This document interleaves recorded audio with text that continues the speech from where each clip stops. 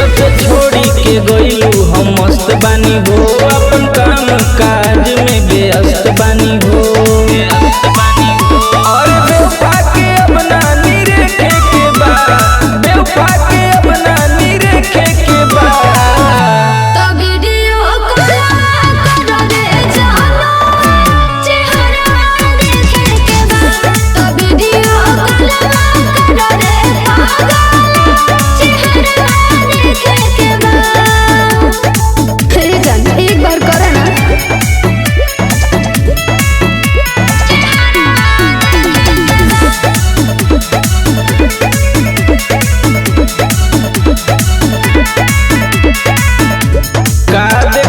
चेहरा हम तो भइनी दुश्मन हो, रहे अनजान जवान हो गइले अपन हो।